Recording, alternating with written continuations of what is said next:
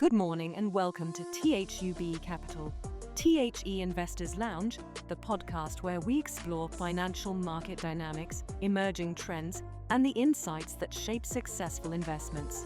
Each week, we'll delve into the strategies and analyses that drive our investment decisions. You'll get an insider's perspective on the factors influencing markets and the potential winners and losers of tomorrow. Subscribe to the podcast to stay ahead of the curve and make informed investment choices. Enjoy listening. Welcome to THUB Capital's THE Investors Lounge weekly podcast. Today's date is the 22nd of September. Let's dive into the week's top market news. European markets react to mixed economic signals and central bank actions. European stock markets experienced a week of mixed performance as investors digested a series of central bank decisions and new economic data. The Pan-European Stocks Europe 600 index ended slightly lower overall. In contrast, individual country indexes varied, with France's CAC 40 rising 0.36%, while Germany's DAX declined by 0.25%. Italy's FTSE MIB fell 0.60%, and the UK's FTSE 100 dropped 0.72%. Bank of England holds rates and slows bond sales. The Bank of England's Monetary Policy Committee voted 7-2 to keep its key interest rate at 4%, a decision that was widely anticipated. In a more notable move, policymakers also announced they would slow the pace of bond sales from their balance sheet to £70 billion annually, down from £100 billion. This adjustment aims to minimize market disruption, particularly in the gilt market, which has seen higher long-term bond yields. BoE Governor Andrew Bailey cautioned that while inflation is expected to return to the 2% target, future rate cuts will need to be gradual and cautious. The decision to hold rates came against a backdrop of steady economic data. Headline annual inflation in the UK remained at 3.8% in August. Despite this, wage growth, including bonuses, increased to 4.7% in the 3 months ending in July, a level well above the 3% the BoE considers consistent with its inflation target.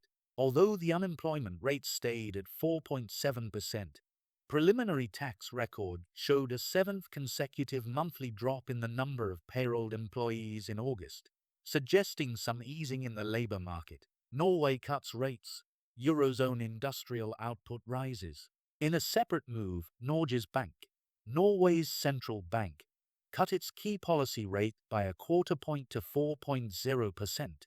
Marking the second rate cut this year. While the bank indicated it plans to lower borrowing costs further, its forecast suggests another cut is unlikely before the second quarter of 2026. Meanwhile, industrial production in the Euro bloc rebounded in July, increasing by a seasonally adjusted 0.3% after a 0.6% contraction in June. This recovery was driven by increased output of capital, durable, and non-durable goods, which more than offset a decline in energy production, even amid ongoing tariff-related uncertainty. Now our insight into alternative markets. Europe ANDTHE spaceplane. Vortex ANDTHE Future OF Access TO Space. Europe is exploring bold new space capabilities to secure its strategic interests in a rapidly evolving landscape. At the forefront of this ambition is Vortex Vehicle for Orbital Reusable Transport and Exploration, a reusable spaceplane under development by Dassault Aviation in collaboration with the French Armed Forces, unveiled at the Paris Air Show in June 2025. Vortex aims to demonstrate the viability of a compact, versatile spaceplane capable of transforming Europe's access to space. The fundamental question is, does Europe truly need a spaceplane, and what role could it play in the continent's civil, commercial, and military aspirations? A new frontier for Europe's space ambitions. Major General Philippe Coffey, strategic lead for air, land, and naval combat at France's armament agency DGA, made a compelling case for spaceplanes at the Space Defense and Security Summit in Paris on 17 September 2025. Coffee emphasized that a spaceplane is maneuverable, reusable, and flexible, highlighting its potential to deliver payload in orbit, recover critical assets, conduct reconnaissance, and intervene against threats in orbit. Unlike traditional satellites or launch vehicles, a spaceplane like Vortex offers rapid responsiveness and operational flexibility, qualities that could redefine Europe's role in space. Vortex is a 4-meter-long demonstrator with a mass of less than 1 metric ton, designed to launch atop a small rocket, achieve hypersonic speeds, and perform atmospheric re-entry before landing on conventional airport runways. The program, targeting a first flight in 2028, is a public-private partnership, with Dassault and other industrial partners covering half the costs, underscoring Europe's intent to foster innovation while sharing financial risks. The strategic case for a spaceplane lies in its versatility and unpredictability.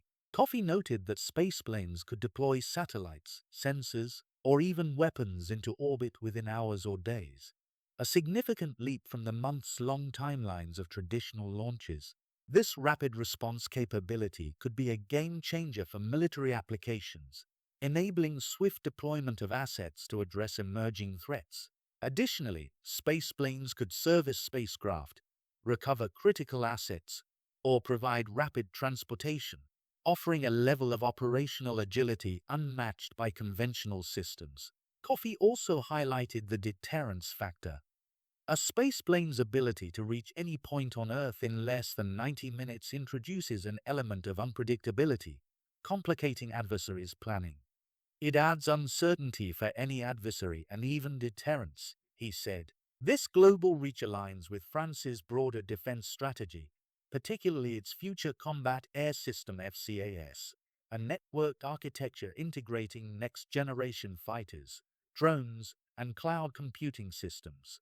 Coffey described Vortex as a logical extension of FCAS, particularly for achieving air superiority in near space altitudes of 20 to 100 kilometers, where emerging threats are increasingly prevalent. Technological and economic considerations. Vortex is not about building a fleet of spaceplanes but about proving the concept. The demonstrator will validate critical technologies, such as advanced thermal protection systems for surviving atmospheric re-entry. By leveraging a reusable platform, Europe could reduce the costs of space access over time, making spaceplanes an attractive option for both commercial and scientific missions. The ability to land on runways, rather than requiring specialized recovery operations, further enhances cost-effectiveness and operational simplicity. Does Europe need a spaceplane? The question of whether Europe needs a spaceplane hinges on its strategic priorities. In a world where space is increasingly contested, a reusable, responsive platform like Vortex could provide a competitive edge. For military purposes, it offers rapid deployment and deterrence capabilities. For commercial and scientific applications, it promises cost-effective access to orbit and the potential for innovative missions, such as on-orbit servicing or rapid payload delivery. Moreover, a successful spaceplane program could position Europe as a leader in next-generation space technologies, fostering economic growth and technological innovation. A step toward the future. Vortex represents a bold bet on the future of space access. By investing in a reusable, multi-mission platform, Europe is signaling its intent to remain a major player in space, both strategically and commercially. While the program is still in its early stages, its potential to bridge civil, scientific, and military applications makes it a compelling case for innovation. As Coffey aptly stated, a spaceplane could be the missing link in Europe's defense and space architecture. Whether it becomes a cornerstone of Europe's space strategy or a technological stepping stone remains to be seen. But Vortex underscores a critical truth. In the race for space, adaptability and ambition are non-negotiable. Thank you for listening to this episode of HUB Capital, THE Investors Lounge podcast. I hope you found this content interesting and inspiring. If you enjoyed this episode, Don't forget to subscribe to the podcast so you don't miss a single episode, and share it with your friends and colleagues who might be interested. To learn more about THUB Capital and our activities, visit our website, thubcapital.com. You can also follow us on our LinkedIn page. See you soon. All the best from the THUB Capital team.